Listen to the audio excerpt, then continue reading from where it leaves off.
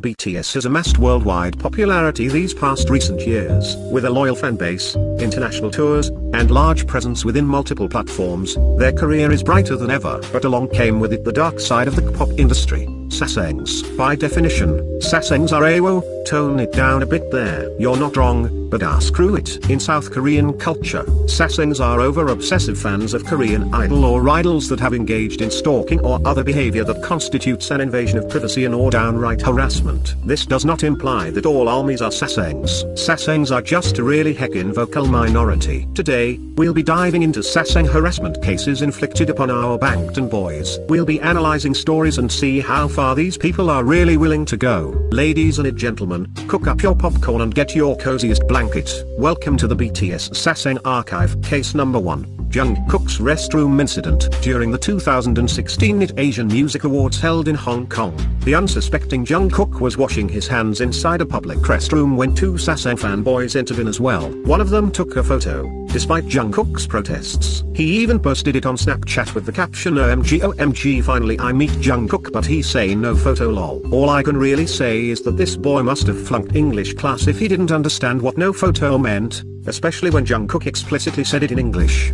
Despite it being seemingly harmless, this counts as invasion of privacy. We should just be relieved that they didn't go further than that. Case number 2. The Sweden chase. Around May of 2016, BTS took a break and announced on the V app that they were going on a vacation to Norway and Sweden. But amidst having their peaceful break in Sweden, the boys were chased down by a sasaeng. Some claim that the boys were actually chasing down a taxi, but personally, I don't think that justifies a fan chasing after them, especially as they were carrying heavy bags and backpacks. Another sasaeng chased down Suga and documented it with her phone.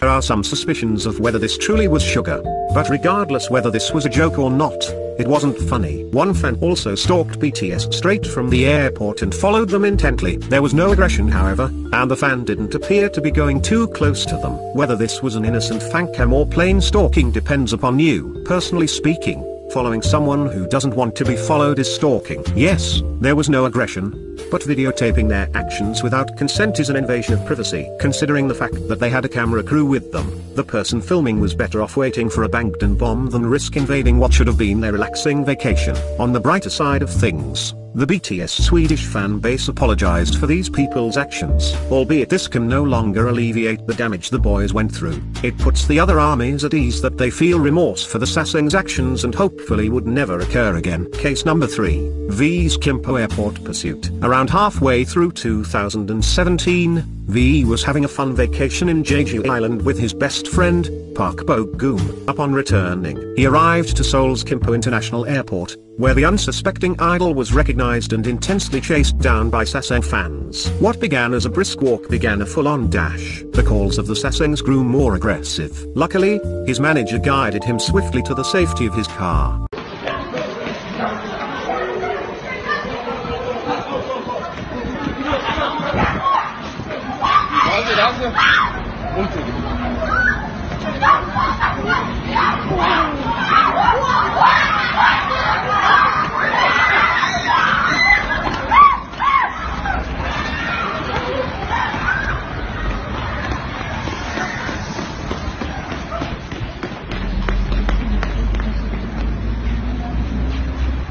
Big Hit did not give out a statement, but this should be a very important lesson to them on applying more intense security measures. It's a shame that it had to be done thanks to these sasaengs. Case number 4. J-Hope's sister's friend. Around the early half of 2016, photos from the account user_e circulated around Instagram of selfies with the BTS members. It turned out her name was Lee Yoo-sun, and she was a personal friend of J-Hope's sister.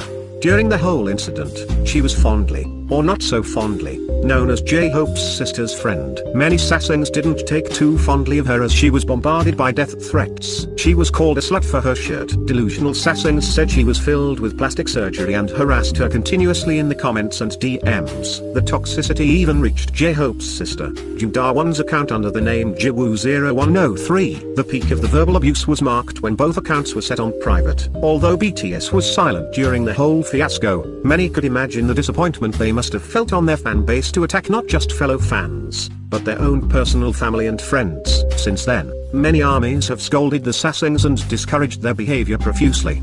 Stop it. Get some help. Lee Yoo-sun reactivated her old account, but the pictures was already deleted. Jung Da-won renewed her account by the name of Meejawoo103. If there is any takeaway from this whole mess, it's that fans of any celebrity or idol should know that at the end of the day, idols are just humans, and it's human right, like any of us has, to find people to hang out with and have relationships with. Idols aren't property, they're people with futures, dreams, and longings as well, and we shouldn't strip them of that. Case number 5. Manila poster chaos. During the epilogue concert in Manila, chaos broke out as some Sasaeng fans spotted the promotional posters hanging on the upper portion of the walls within the Mall of Asia Arena area. Pictures of these Sasaengs were taken forming a pyramid position to reach the posters. The situation escalated quickly as the crowd grew and became an outright chaos as people held on to their dear life for the posters.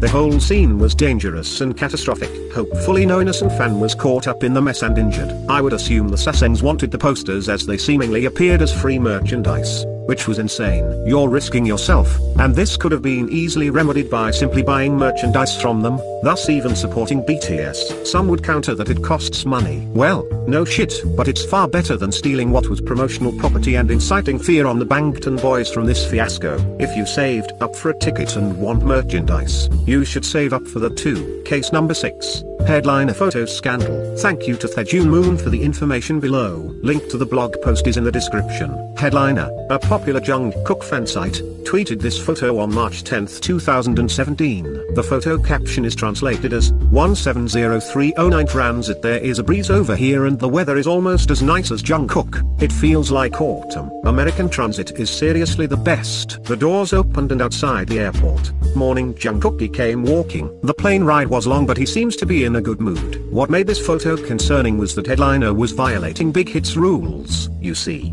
only departure and arrival photos of Bangtan are permitted. Headliner took this photo when BTS made an unexpected stop during their transit from Korea to Santiago. This also meant that Headliner had coordinated their individual flight with BTS so that they could have the same flights as them.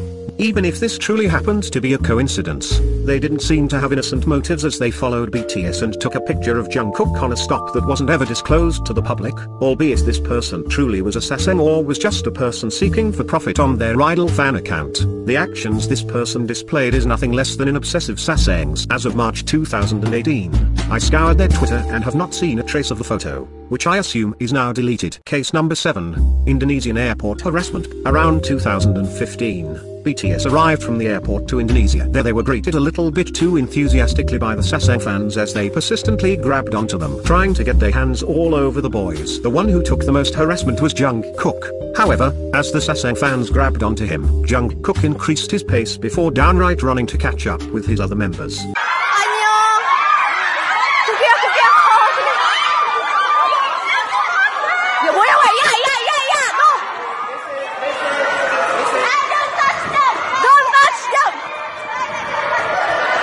Many armies scolded the Sasaengs, telling them to don't touch him.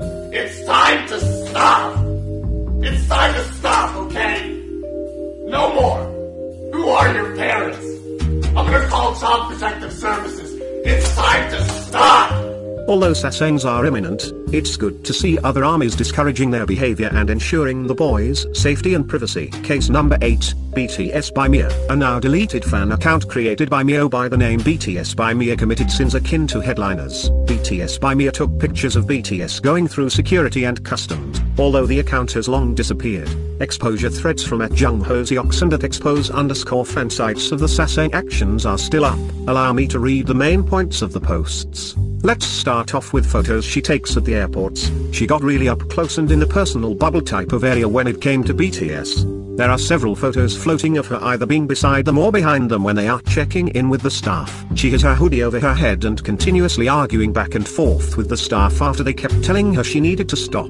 There was a group of girls and their mom just staring all shocked when Mia kept yelling at the security that they couldn't tell her not to take photos because they didn't have the authority to do so. She was blatantly yelling at powerhouse security, "This is America. You can't lock me" card. In some stops it got worse because she fought with the venue security and when asked on public groups as to how she took her camera in, she just refused to answer as a whole. Feel free to pause to let all that digest for a moment. You good? Well, there's more. She uploaded a statement about what is going on, but her reason for taking pictures isn't true. She was at all stops. She knew she wasn't supposed to take pictures in the first place. At Newark, I saw this one girl arguing and screaming at the staff, saying that this is a public place and she can take pictures as she wants. I later found out that she was Mia. She knew the rules in the first place, so I don't understand why she thinks she can get away with lying. Now she is selling photo cards and merchandise with the photos she took. Her stalking goes even beyond that. She knew BTS schedules that aren't disclosed to the public and posted it to a BTS Facebook group. Armies got on and confronted BTS by Mia. She's been exposed by fans several times, each time stating she did nothing wrong. She argued that she was in the right. Just today, she was exposed again. Fans got angry and wrote negative reviews on her photography page. She threatened to sue the fan and proceeded to say she did nothing wrong. This was done and said basically 5 hours before she made her apology post. This shows she's not really so for her actions or believes what she did was wrong. She's only sorry that people are finally finding out about what she really did. Another person called BTS by Mia out on her Facebook page. Feel free to pause the video to read that whole fiasco out. Now, BTS by Mia denied all these allegations, and we shouldn't be persuaded by numbers. Feel free to make your own research and come to your own verdict. Personally, my takeaway from this is that BTS by Mia certainly has done something wrong in regards to the airport photographs and schedules. Whether or not she felt remorse like the others are debating about is up to you. But at the end of the day, the account is gone and all we can do is discourage Sasaeng behavior to ensure the boys their safety. And with that ends episode 1 of the Sasaeng archive. That was a wild ride. Hit subscribe if you want to see more, and hit like if you want more. And with that, Detective Jimin BTS out.